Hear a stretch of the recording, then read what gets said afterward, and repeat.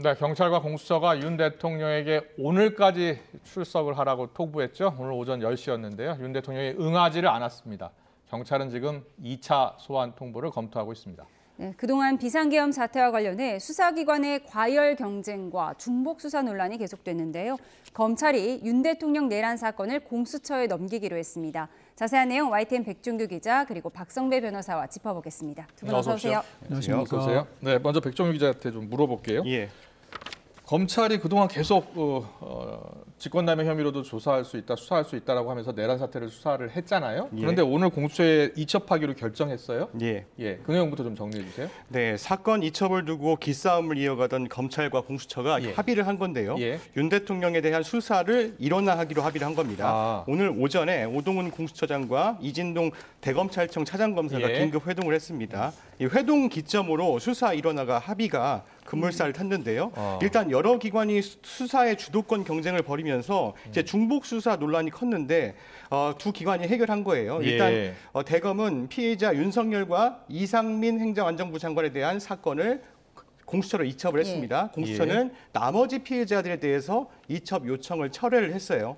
검찰이 이제 공수처에 윤석열 대통령 사건을 넘기기로 하면서 중복 수사 논란은 일부 해소될 것으로 보이는데요. 일부만 해소된 거네요. 네, 그렇습니다. 일단은 그렇습니다. 아직 협의하는 과정이 필요할 것 같아요. 일단 윤 대통령에 대한 검찰이 21일 날 출석하라고 요청했어요. 그런데 이 요청은 무산될 것 같습니다. 21일 출석 요구는요? 그래서 윤 대통령에 대한 소환 조사 일정과 장소 등의 구체적인 사항까지는 아직 협의가 완전히 이루어지지 않은 상황이에요. 다만 이제 수사 주체가 공수처인 만큼 윤 대통령이 조사를 공수처에서 받을 것이다. 이런 예상이 나오고 있습니다. 그렇군요. 그런데 윤 대통령과 이상민 전 행정부 장관의 사건만 이첩하고 나머지는 이첩하지 않았다. 이건 어떻게 해석해야 하나요? 경찰, 공수처, 공조본과 검찰 특수본이 동시에 윤 대통령에 대한 소환 통보를 한 바가 있습니다. 윤 대통령이 여러 가지 사유를 들어서 아직 소환에 응하지 않고 있는데 주요한 사유 중에 하나가 수사기관이 중복되어 어디에 출석해야 할지 모르겠다는 사유도 들었습니다. 그 사유가 들어있었어요? 사실 피의자에게 소환 통보를 했음에도 불구하고 소환에 불응하거나 심지어 소환에 불응할 우려가 있을 때에는 수사기관은 체포영장을 발부받을 수 있는데 윤 대통령 측이 항변하는 사유 중에 수사가 중첩되고 있다. 즉 이중 수사의 위험성이 있다는 사유는 체포영장 발부를 주저하게 만드는 사유입니다.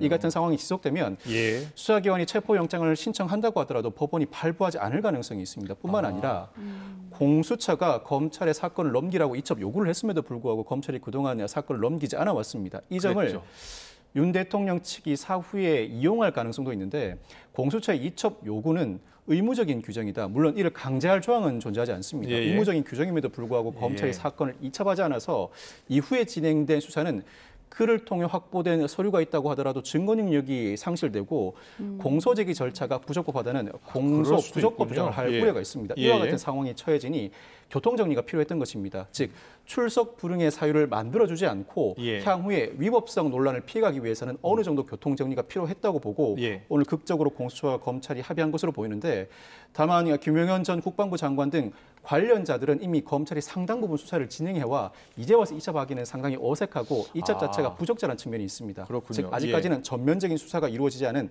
윤 대통령과 이상민 전 행안부 장관에 대한 사건만 이첩했다고 보시는 게 적절해 보입니다. 그러면 김용현 전 장관, 여인영 사령관, 이진우 사령관, 곽종근 사령관 다 지금 검찰이 일단 수사를 계속 하는 거예요? 일단 검찰이 신병을 확보해놓고 구속한 이후에도 관련된 조사는 이어나가기 마련입니다. 그래요? 구속 이후에는 구속 이전에 하지 않던 진술을 하기 마련이라 관련된 조사가 이어지는 상황인 만큼 이 관련자들에 대한 수사는 일단 검찰이 앞으로도 계속 맡겠다는 입장입니다. 그렇군요. 대통령 수사를 공수처가 이첩받기는 했는데 하지만 최종 기소권은 또 검찰한테 있잖아요. 앞서 변호사님께서 말씀하셨는데 공수처법 같은 경우에 강제 사항은 아니에요. 그런데 이제 공수처의 이첩 요청권 행사에 불응하면 위법 수사 논란이 일 수 있다는 게 법조계의 지적이었습니다. 근데 공수처 같은 경우에는 윤 대통령에 대한 직접 기소 권한은 없습니다. 그래요? 여기 공수처법 자체에 대통령 기소권은 없는 거예요? 공수처는 판사와 검사, 경찰 등에 대한 일부 기소권만 있습니다. 그렇군요. 근데 수사가 마무리되면 기소는 이제 검찰에서 해야 돼요. 윤석열 대통령 같은 경우에는요. 그래서 검찰이 기소를 위해서 공수처가 사건을 송치하면 그때 이제 윤 대통령을 직접 조사할 가능성도 있는데 그런데 이 현직 대통령 신분인 것을 고려하면 다시 소환하는 건 쉽지는 않아 보입니다. 아, 그래요? 예. 잠깐만요. 이거 하나만 더 여쭤볼게요. 이게 처음에 이 공수처법이 생겼을 때예요. 그때 이제 판검사는 기소할 수 있는데 고위직 공무원들은 기소는 할 수 없었던 거예요? 공수처를 설립한 근본 취지는 고위공직자에 대한 수사를 적절하게 하기 위함입니다. 수사 권한은 어느 정도 확보가 돼 있는데 예. 기소는 사실상 검찰에게 독점돼 있고 수사가 끝난 이후에 기소조차도 검찰이 적절하게 행하지 않을 경우를 대비해서 공수처는 판사, 검사, 경무관 이상 경찰 공무원에 대한 기소권만 보유하고 있습니다. 그래요? 즉 대통령을 비롯한 장성급 장교 등 상당 부분의 고위공직자 수사를 마무리하면 기소해달라고 사건을 검찰에 넘겨야 합니다. 그럼에도 불구하고 검사가 기소하기에 부적절해 보인다, 사건이 충분히 수사가 되지 않았다고 하면 공수처와의 활동도 불가피합니다. 공수처가 수사를 더 진행해 넘겨야 합니다. 잘 들었습니다. 대통령에 대한 수사 이첩 상황을 짚어봤고요. 오늘 오전에 헌법재판소에서 탄핵 심판 준비 상황에 대한 브리핑이 있었는데요. 먼저 듣고 오겠습니다.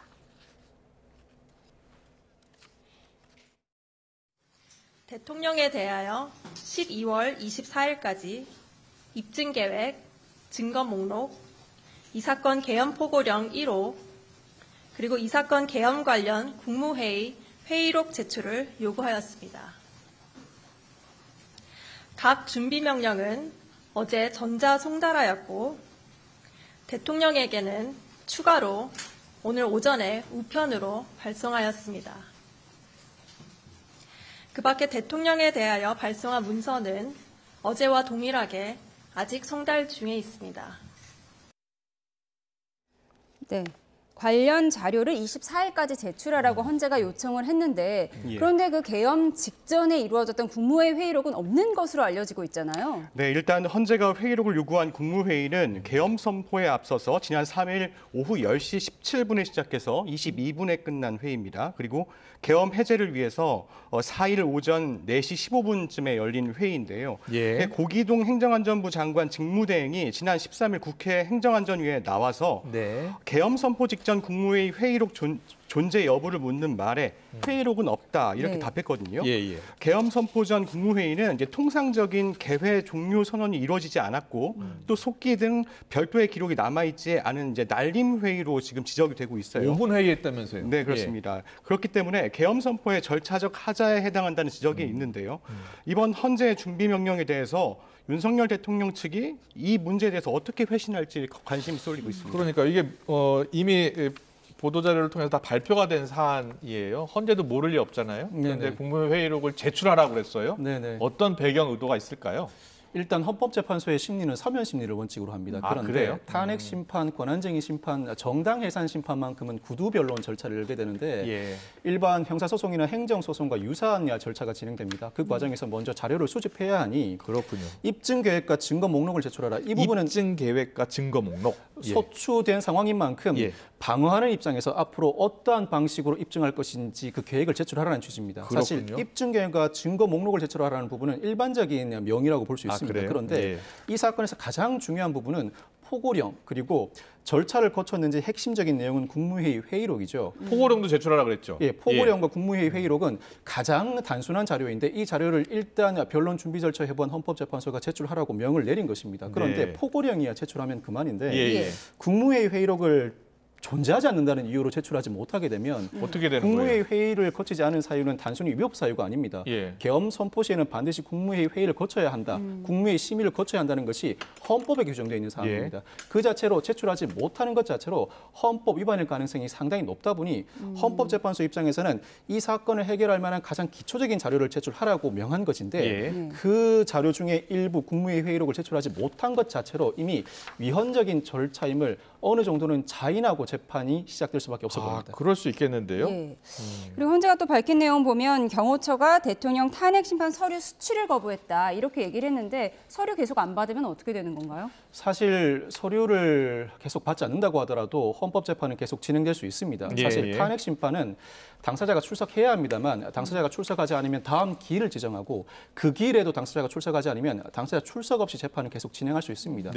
서류를 계속 송달받지 않는다고 하더라도 일반 민사재판과 달리 형사재판은 물론 헌법재판도 그대로 진행하면 그만입니다. 서류를 송달받지 않고 헌법재판소가 명하는 서류를 제출하지 않으면 그로 인한 불이익은 오히려 피소추 기관인 윤 대통령 측이 부담해야 할 부분입니다. 그렇군요. 제가 예상컨대는 아직까지는 관련된 입증 계획이 정리되지 않아서 관련된 문서와 서류를 제출하지 못할지언정 어느 순간 즉 재판이 진행되는 과정에서 자연스럽게 관련 내용을 정리해 서면도 제출하고 필요한 증거는 속속 제출할 것으로 예상합니다. 그런데 어제 변호인단이 수사와 탄핵 심판 병행이 어렵다라고 했어요. 그러면서 탄핵 심판 먼저 받고 싶다고 했는데 이게 가능할까요? 선택할 수 있는 영역이 아닙니다. 수사는 형사 절차이고 탄핵은 일반 공무원으로 치면 징계 절차입니다. 두 절차는 동시에 진행될 수 있습니다. 어느 한쪽이 더 빠를 수 있는 것입니다. 이에 따라서 특히 이 사건, 형사 사건이 상당히 속도감 있게 진행되고 있는데 불협화음이 있지만 경찰, 검찰, 공수처가 서로 갈등을 빚으면서 여러 기관이 수사에 나서다 보니 상당히 속도감 있게 수사가 진행돼 왔습니다. 관련 인물 여러 인사들이 구속된 상황이라 탄핵 심판보다 형사 절차가 빠를 수밖에 없는 상황입니다. 아마 그렇군요. 대통령 입장에서는 탄핵 심판 절차가 먼저 진행되게 되면 자신이 직접 법정에 나가 구두 변론으로 이 비상계엄의 정당성을 설파할 수 있는 기회를 가질 수 있고 여론의 반전에 따라 자신에 대한 수사 과정에서의 구속영장 청구도 일정 부분 막을 수 있다고 판단한 것으로 보이는데 그렇군요. 그와 같은 절차가 현실화될 가능성은 상당히 낮습니다. 일단 수사 절차가 먼저 상당 부분 앞서 나가 있는 상황이라 그 절차를 막을 수는 없고 탄핵 심판은 수사 결과를 일부 참작하면서 자체적인 판단을 거쳐 다소 시간을 충분히 두고 그 결론을 내릴 것으로 보입니다. 알겠습니다. 대통령 측에서는 어쨌든 내란죄가 아니다 이렇게 주장하고 있는데 지금 현재 비상계엄을 사전에 모의한 정황도 드러나고 있고요. 지금 12월 3일이 아닌 11월에 계엄이 일어났을 수 있다. 이런 진술을 검찰이 확보했죠. 이 진술은 상당히 유의미합니다. 그 이유가 이 진술이 사실이라면 비상계엄을 사전에 모의해왔고 단순한 허언 수준이 아니라 일정 부분 여러 사람들과 구체적인 계획도 공모했다는 정황인데 그렇다면 대통령이 담화를 통해 밝힌 바와 같은 경고성은 아니라는 취지입니다. 경고성이 아니라면 실제로 국헌 문란의 의사가 있었다는 점이 상당 부분 입증되기도 합니다. 그렇군요. 사실 이 비상계엄은 그 자체가 내란죄인지 수사하는 과정에서 그 사건의 특성상 물적 증거가 충분하지 않을 수 있습니다. 관련된 정황을 여러모로 인멸했을 가능성도 있고 애초에 명을 내리는 과정에서 문서로 하들하지 않을 가능성이 있습니다. 인적 증거가 중요한데 그렇다고 하더라도 어떤 경우이든 물적 증거가 전혀 존재하지 않는 사건은 드뭅니다. 예를 들어 어떠한 인물을 체포하라는 지시가 내려졌으면 구두로 지시가 내려졌다고 하더라도 그 지시를 전달받은 사람이 실무자에게 그 지시를 다시 하달하는 과정에서 누군가는 메모를 해뒀을 가능성이 높습니다. 예를 들어 조주호 경찰청장이죠. 아직까지 신분을 유지하고 있으니까. 조주호 경찰청장은 비상계엄 선포 직전에 대통령 안가에 가서 대통령으로부터 관련 문서를 하달받았고 말이 안 되는 것 같아서 찢었다고 진술한 바가 있습니다만 군에서도 일부 체포 인사와 관련된 명단을 지시받아 작성했다는 진술이 나오고 있습니다. 이 사건 이후에 인멸 지시가 내려왔음에도 불구하고 실무자들 만류에 따라 인멸하지 않았다는 증언도 나오고 있고 이와 같은 문서들이 사후에 조작하지 않았을 가능성, 즉 메모와 같은 일지는 사후에 조작하기가 상당히 어렵습니다. 그 시기와 신빙성이 상당히 높다는 판단을 받을 가능성이 높은데 물적 증거가 어느 정도 확보돼 있을 수 있는데 사전에 모의했다는 관련 진술의 일부 물적 증거, 관련자들 동선이 확보된다면 내란죄 수사에 에는 상당한 충분한 근거를 확보할 수 있을 것으로 보입니다. 그렇군요. 백종규 기자, 이 안가에서 만났을 때가 계엄 선포 3시간 전인가요? 대통령과 경찰청장 그리고 서울청장이 안가에서 만났다는 거 아닙니까? 네, 맞습니다. 3시간 전입니다. 3시간 전이었죠. 7시 20분, 30분 이 정도 됐다고 해요. 그런데 누구누구를 체포해라라고 관련 당시의 화면이 저희가 저 화면이 안가에서 모이는 화면입니까? 그렇습니다. 안가에 지금 들어가고 있는 차량 행렬 보이시죠? 저희가 단독으로 확보한 화면인데요. 윤 대통령 차량으로 추정되는 행렬이 계엄 선포 3시간 전에 이렇게 안가로 들어가는 모습입니다. 그런데 백종규 기자, 이 검찰이 여인영 방첩사령관으로부터 지난달 계엄이 선포됐을 가능성을 암시하는 진술을 확보했다고요? 네, 그렇습니다. 검찰이 말씀하신 대로 핵심 군 관계자들의 신병을 모두 확보했어요. 그러고 나서 지금 어떤 수사를 하냐면요. 구상 단계부터 언제부터 이 시작이 됐는지 이게 지금 이 상황을 좀 살피려고 하는데요. 그러니까 계엄 작전이 사전에 공모됐다는 의혹이 연이어 제기되고 있기 때문인데 여인영 방첩사령관이 윤 대통령이 지난해 말부터 비공식 자리에서 부정선거 의혹에 따른 비상조치 필요성을 언급했다. 이런 내용도 있었고요. 지난해 4월 총선 패배 이후에 윤 대통령이 계엄의 필요성을 언급했다. 이런 진술도 내놨다고 해요. 그리고 또 김용현 전 국방부 장관으로부터 이제 11월 그 에이펙 정상회의 전에 계엄 가능성에 대해서 언급을 했다. 그걸 또 진술을 했다. 이런 내용도 있거든요. 여인영 방첩사령관뿐만 아니라 곽종근 사령관도 윤 대통령과 김용현 전 국방부 장관 등이 이제 올해 3차례 함께 만났는데 이 자리에서 계엄의 암시가 되는 대화가 오갔고 이제 11월 회동에는 이 계엄 단어가 직접 나왔다 이렇게 진술을 한 거예요.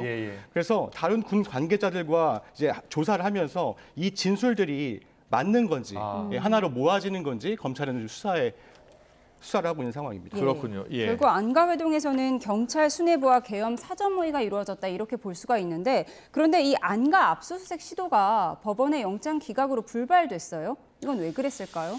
아마 추정컨대는 첫째는 안가에 대한 압수수색 영장을 발부한다고 하더라도 결국 군사상 비밀을 요하는 장소라 거절될 가능성이 높다는 점. 그러니까 둘째는 관련된 수사 진행상 굳이 안가까지 압수수색할 필요성이 있겠는가, 안가에 물적 증거가 남아있을 가능성이 있겠는가라는 의문이 제기됐다는 점. 셋째는 이 안가와 압수수색이 아니라고 하더라도 관련자 진술과 이미 확보된 물적 증거로 수사가 충분히 가능하니 굳이 안가까지 압수수색을 단행하게 되면 군사상 비밀을 침해하거나 개인 비밀을 침해할 우려가 높다는 점. 주요 종사자의 진술로도 충분히 증명할 수 있다라고 본 거예요? 그와 같은 여러 사정을 고려해서 법원이 압수수색 영장을 기각한 것으로 보이는데 경찰이 만약 안가에 대한 압수수색 영장을 재신청한다면 반드시 압수수색 영장을 안가에도 집행해야 할 필요성은 충분히 더 소명해야 할 것으로 보입니다. 단순히 이 정도 수준을 넘어서서 대통령에 대한 혐의 입증을 위해서는 안가 압수수색이 필요하다는 사정과 자료를 충분히 제시해야 할 것으로 보입니다. 다시 한번 또 압수수색 영장을 신청할 수도 있고 좀 더 근거 자료를 더 보충해서 알겠습니다. 근데 이 안가의 경우에는요, 사실 삼청동에 있다고만 알려져 있어요. 그렇죠. 총리 공간 뒤에 있다 이렇게 알려져 있는데 사실 이제 보호시설, 군사보호시설이고 비밀시설이거든요. 그렇다 보니까 정확한 위치가 특정이 안 되는 상황이에요. 그렇다 보니까 법원에서도 영장을 이제 기각할 때 이런 사유도 포함됐다고 지금 보면 될 것 같습니다. 알겠습니다. 우리가 지금 얘기 나누고 있는 안가 12월 3일 비상계엄 전에 안가 회동에 대해서 얘기 나눠봤고요. 지금 화면도 그 12월 3일 한 10시 반이었으니까 한 7시 반 정도 되는 그렇습니다. 7시 반이나 그 전이겠네요. 12월 3일 비상계엄 전에 화면을 보여드렸고요. 계엄 다음 날인 4일 밤에도 안가 회동이 이루어졌습니다. 그래요? 그 안가 회동에 참석한 인사들이 잇따라 휴대폰을 교체한 것으로 확인됐는데요. 관련 녹취 듣고 와서 대담 이어가겠습니다. 그날 안가에 실장을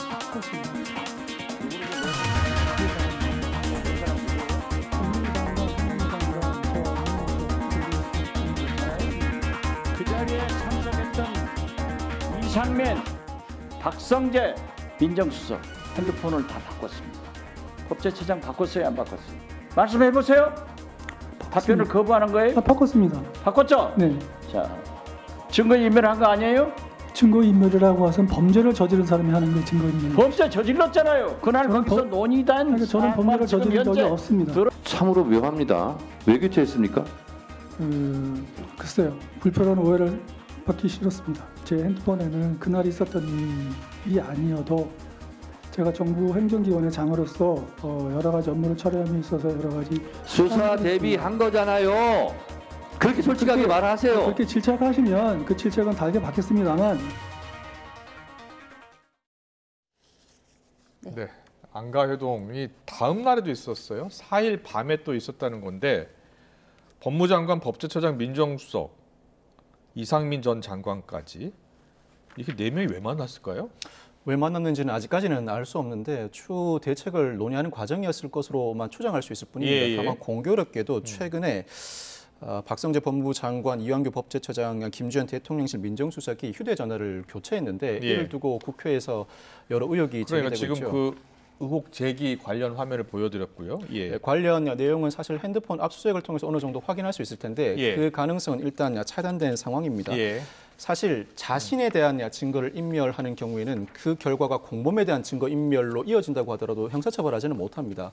특히 법제처장의 경우에는 당장 이 사건과 연루되었다는 정황이 밝혀진 상황이 아니다 보니 자신과 관련된 증거 인멸로 평가할 수 있을지언정 증거 인멸로 처벌하지는 못합니다. 혹여나 관련 혐의가 포착된다고 하더라도 자신의 개인 정보를 숨기기 위한 의도였다면 단순히 증거를 인멸했다는 사정만으로 처벌하지는 못하는데 만에 하나라도 향후에라도 법제처장이 이 사건과 연루된 의혹이 제기되고 이를 뒷받침할 만한 증거가 충분히 확보된 상황인데 사건 초반에 휴대전화를 교체하는 방식으로 증거를 인멸했다면 이 사정은 양형 가중사유로는 충분히 작용할 수 있습니다. 그렇군요. 한 번만 정리해드리면 앞서 녹취에서는 박지원 의원이 지금 안가회동 4인방 이 4사람이 모두 휴대전화 교체한 것이 아니냐 이런 발언을 했었는데 한 번 더 정리해드리면 이상민 전 행정부 장관을 제외한 3명이 휴대전화를 교체한 것이다. 이렇게 한 번 더 정리를. 휴대전화를 일제히 3명이 교체를 한 거예요? 예, 그렇습니다. 근데 박지원 의원은 이제 4사람이라고 했는데요. 그 부분은 저희가 확실히 정리를 해드리도록 하겠습니다.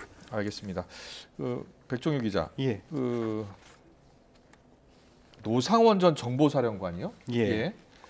지금 계엄 선포 또 이틀 전에 현직 정보사령관과 같이 만나기도 하고요. 뭐 햄버거 회동도 했다고 하고요. 공수처 등 공조수사본부가 전날 집행했던 대통령실 압수수색에 대해서 불승낙 사유서를 오늘 오후 4시 50분쯤에 경호처로부터 입장 전달을 받았다는 속보가 들어왔습니다. 네, 이 경호처가 이 군사상 기밀, 또 공무상 등의 이유로 이 서버 압수수색에 나섰었는데 그 압수수색 영장에 협조할 수 없다고 한 거예요?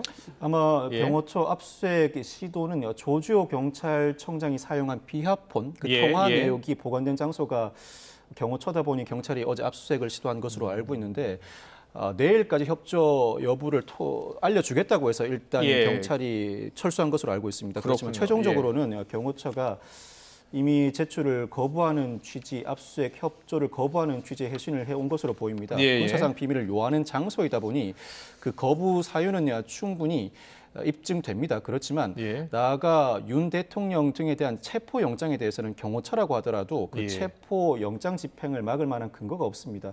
일단은 군사상 비밀을 요한다는 이유로 압수수색 영장 집행은 거부한다고 하더라도 인신구속에 대해서는 거부할 사유가 없는 만큼 향후에 경호처가 어떠한 입장을 보일지도 주목됩니다. 군사상 기밀, 공무상 이유가 많네요. 군사상 기밀 충분히 있을 수 있겠죠. 그렇지만 어떤 형태든 군사상 기밀과 무관한 일부 자료는 어느 정도 이미 제출 형태로 협조해 줄 법도 한데 전면적 내지는 상당 부분을 거부한 것으로 보입니다. 이렇게 되면 경찰의 입장에서는 군사상 비밀과 무관한 특정 자료만큼은 반드시 확보해야 한다는 취지로 영장 재신청을 할 가능성도 있고 법원도 이 부분은 근거가 있다고 하더라도 경호처가 거부하지 말라는 취지로 상당히 상세한 압수 목록을 제시할 가능성도 높아 보입니다. 노상원 전 정보사령관 이야기하고 있었는데요. 전직 군인, 민간인 신분으로 어떻게 계엄에 관여할 수 있었는가 이 부분 짚어보고 있었는데 이 노 전 사령관처럼 민간인 비상들이 더 나올 가능성도 있을까요? 알 수는 없습니다만 가능성을 배제할 수는 없겠죠. 사실 현역 군인들 입장에서는 적법한 명령이야 따랐다면 문제가 된다고 하더라도 정당 행위로 처벌되지 않습니다만 위법한 명령은 따를 경우에 정당 행위를 이유로 불처벌을 면할 수는 없습니다. 그렇군요. 만약 이와 같은 비상 계엄을 언급했을 때 이를 온전히 받아들여서 실행하겠다는 의사를 밝힐 만한 현역 군인이 얼마나 있었을지가 상당히 의문입니다. 그렇다면 이 현역 군인을 움직일 수 있을 만한 즉 이미 민간인이지만 현역 때 현역 군인들과 상당히 밀접한 관계를 맺고 있었고 이 민간인의 지시라면 그 친분 관계에 비춰보더라도 따를 만한 지위에 있는 민간인이라면 충분히 윤 대통령이나 김용현 전 국방부 장관이 활용했을 가능성을 배제하지 못합니다. 노상원 전 특수전 사령관이 구속된다면 관련 진술이 이어질 수도 있고 여타 비선과 관련된 군 관련 인사가 추가로 포착될 가능성을 배제하지 못할 것 같습니다. 네, 알겠습니다. 네. 그런가 하면 햄버거 회동에 함께했던 문상호 정보사령관이요. 다시 긴급 체포가 됐어요. 이 과정이 좀 복잡하잖아요. 네, 맞습니다. 공수처와 경찰이 문상호 국군 정보사령관을 체포했습니다. 어제 체포영장을 발부받아서 오늘 낮 12시 넘어서 이제 경찰과 공수처가 합동으로 체포를 했는데요. 이 문사령관, 윤 대통령의 지난 3일 계엄 선포 이후에 중앙선관위에 병력을 투입하라고 지시한 혐의를 받고 있어요. 또 정보사령부 산하 북파공작부대를 국회의원 긴급 체포조로 투입했다는 의혹도 받고 있는데요. 앞서 경찰이 문사령관을 긴급 체포했지만 검찰이 군사법원 재판권 규정 등에 위반된다면서 불승인을 했습니다. 그래서 석방을 했었잖아요. 네, 그렇습니다. 현직 군인이기 때문에 강제 수사는 군사법원 영장에 의해 진행되고 군 검사가 체포 등 사법 절차를 진행해야 한다는 게 검찰의 설명이었습니다. 석방된 문사령관, 경찰 추가 조사를 받고 공수처로 이첩된 상황인데요. 공수처 같은 경우에는 장성급 장교 수사 권한 규정이 있습니다. 이에 따라서 공수처가 문사령관을 체포해서 영장을 청구하고 신병을 다시 확보할 수 있었던 상황입니다. 그랬군요. 그런가 하면 최근 방송인 김어준 씨가 국회 과방위에 나와서 암살조가 한동훈 전 국민의힘 대표를 사살하려고 한다, 이런 주장을 했었는데요. 민주당에서는 허구일 가능성이 크다고 결론을 내렸습니다. 당시 발언을 먼저 듣고 오겠습니다. 1.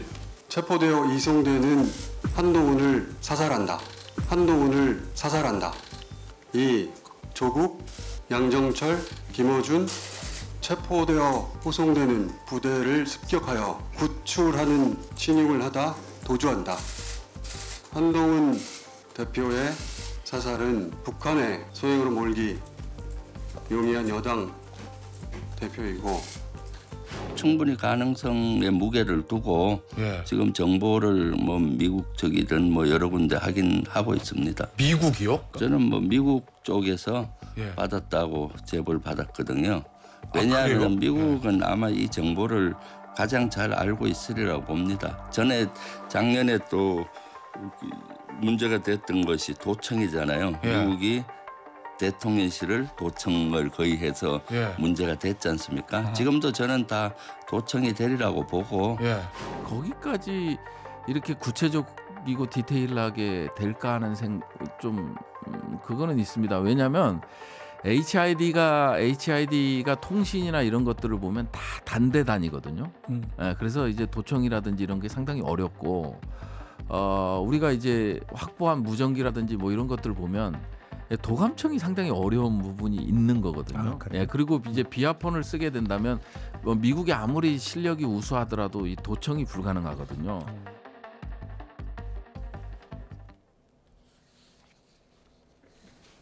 네, 김어준 씨를 이제 국회로 불렀고 이제 국회에서 증언한 내용입니다. 민주당이 이제 여러 가지를 검토를 한 것 같아요. 잠정 허구 이렇게 결론을 냈네요. 김어준 씨의 발언은 상당히 이목을 집중시킬 만한 발언이었죠. 충격적인 내용이죠. 그럼에도 불구하고 민주당이 일부 사실을 바탕으로 상당한 허구를 가미한 것으로 잠정 결론을 내렸습니다. 일부 사실은 정보사가 동원되었다는 부분이고 여기에 구체적인 내용으로 상당한 허구를 가미했다는 취지인데 세부 내용 부족, 즉 근거가 부족하다는 겁니다. 예를 들면 북한군의 소행으로 포장한다는 내용과 관련해서는 북한군은 국내에 잠입한다고 하더라도 우리나라 군인의 군복, 즉 아군 복장을 취하기 마련이다. 북한 군복을 안 입고 올 것이다. 북한 군복을 입지 않는다. 그리고 무인기 공격 가능성도 제기했습니다만 무인기는 전 세계에 사용된 무인기 전부 다 자폭 무인기다. 그 흔적을 남기지 않는다 등의 사정을 들어서 상당한 근거가 부족하다는 이유로 잠정 허구 결론을 내린 것 같습니다. 네, 알겠습니다. 여기까지 듣겠습니다. 지금까지 YTN 백종규 기자, 박성배 변호사와 함께 짚어봤습니다. 잘 들었습니다. 감사합니다. 고맙습니다.